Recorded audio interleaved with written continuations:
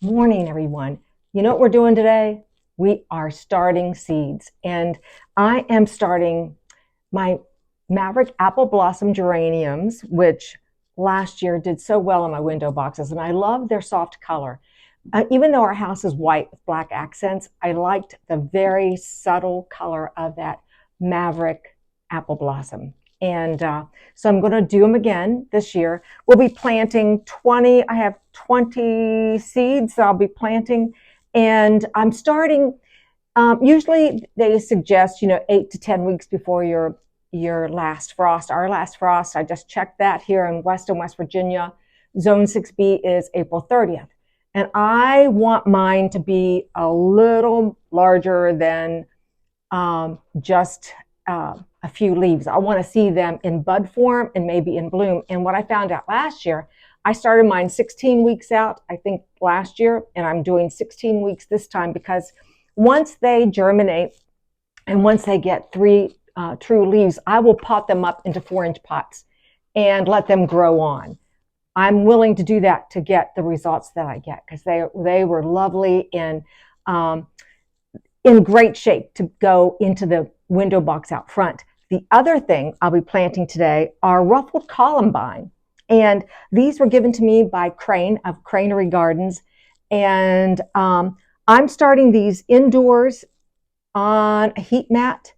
And they take 20 to 90 days to germinate indoors.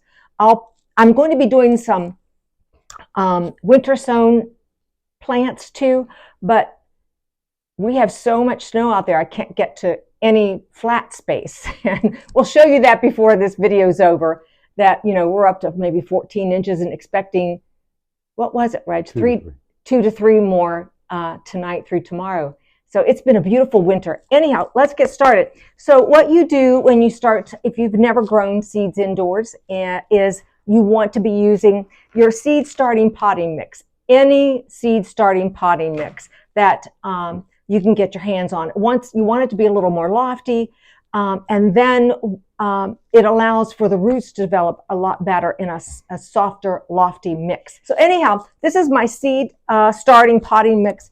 And you want to start with a moist mix. And you want it, I've wet this down.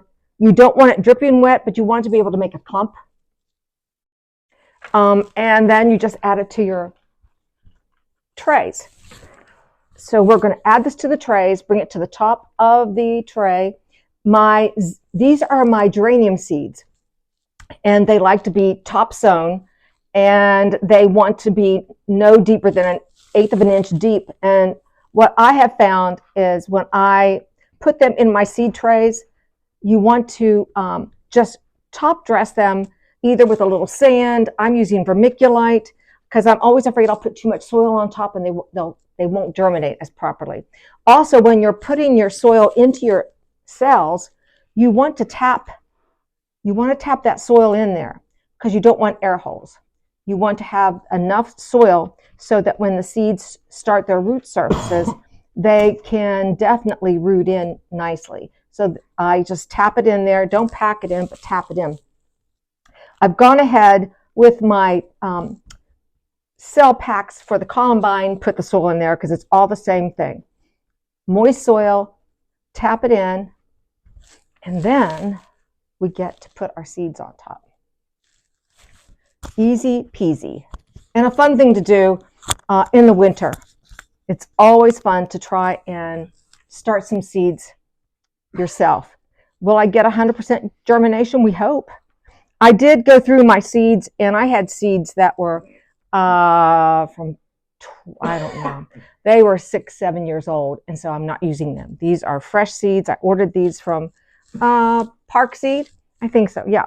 So what you do then, I've got the soil in here.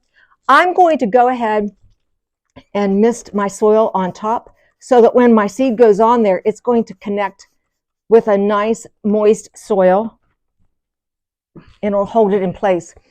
Once you get these seeds in these seed trays, you will not be watering from the top.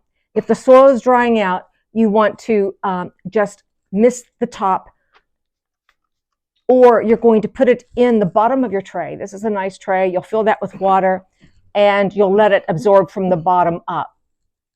And after you've mixed the top of your soil, I just wet my finger and I like to place all my seeds in the center of my cells. And that's as easy as it gets with your geraniums. So you don't put them in the soil. You just make them have contact. They like to be surface sown. And then, like, you could come through and put soil on top of them, but I'm going to use my vermiculite and just gently, it's really lightweight, and just cover those seeds up, wet those in. They'll have an easier time of, hopefully, coming through the soil. Oh, we'll be making a tag too. That's something you want to do. The vermiculite helps hold the moisture in the soil and makes, like I said, for an easier track for once your little seed comes through the soil. So I will continue putting the seeds. All of my seeds are in there. I'll finish putting the vermiculite over my geraniums, and then what I'll do is I will mist them all. Let's go over here though. These are little tinier seeds. Look at this. Yeah, these remind me of the Silene vulgaris that Wendy sent me last year. Tiny little seeds. So I'm going to put 3 or 4 in each little cell pack because I've never grown Columbine indoors. And outdoors, I've usually just taken, when the seed heads form on the flowers, I normally just take the seed heads and crumble them on the soil and have them germinate in the soil. They can do it that way too. But I'm hoping I can create a few more plants at a larger size, because once my garden gets growing, there's not a lot of space, I don't feel, to give them a good start. So I'm hoping I can start them in these seed packs and have them grown a little bit larger so that the plugs are a little bit bigger to put them in the soil. Now, you won't get a flower the first year, but by next year, when they come through the ground, these ruffled ones, it's always the reason why you start seeds, because it's such a surprise to see them in bloom. And it's that anticipation that gardeners like us like. So I'm going to go ahead. I've got the soil in here, and I'm just going to sprinkle these on top. When they germinate, I can then separate them out into a little larger tray. Because what I will do with my geraniums, look at those babies. I know, thank you, Crane.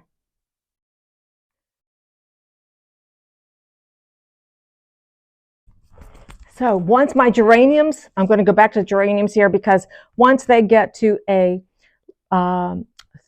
size that you have 3 full leaves, they get put into these pots, and I'll grow them on until I'm ready to put them outside.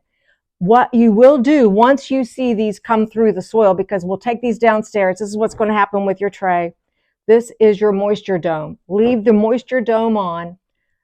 Both these seedlings will be put on heat mats, moisture domes. Once the seeds germinate, the moisture dome comes off. Heat mat stays on. No, the heat mat doesn't stay on. The heat mat gets turned off, and they're under their lights.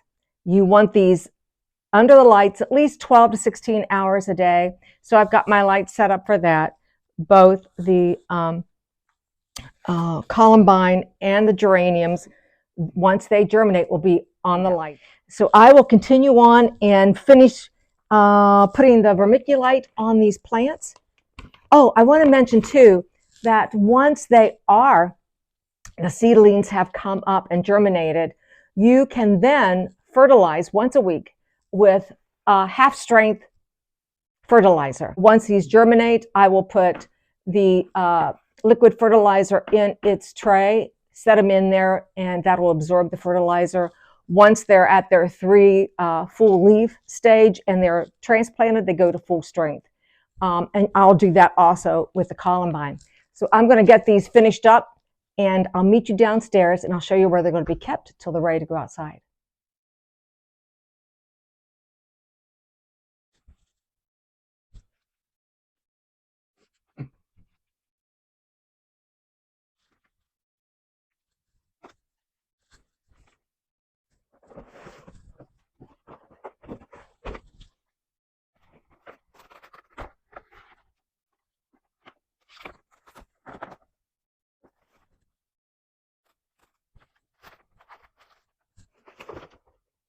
So here we are. They're all tucked in. We've got everything planted. We have them covered with the vermiculite, so they'll have an easy time coming through this to germinate. We have them on heat mats. We have moisture domes, whether you're using a dome or a piece of saran wrap to hold the moisture in, create that heat that they need to germinate. And once we see germination, you know what happens. The heat mat gets turned off. The dome comes off. And then you can start bottom watering in your tray that you have them setting in. There's, oh, I didn't bring it down, but we'll water from the bottom, never from the top, because you don't want to disrupt that little seed.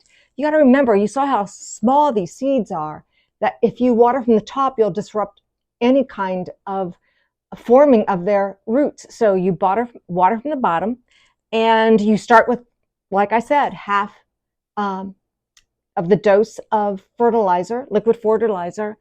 Let them grow on. So I'm hoping with the Columbine, 20 to 90 days, I just can't be in a hurry. But you can't be in a hurry when you're doing anything this time of year, because they have to germinate on their own time. Make a note, have a little stick, have some kind of stick so you know what type of plant you have and when you planted it. That's important. Thanks for watching Gardening on the West Fork, getting started with seeds, starting on a nice snowy cold day in January. We'll see you the next time.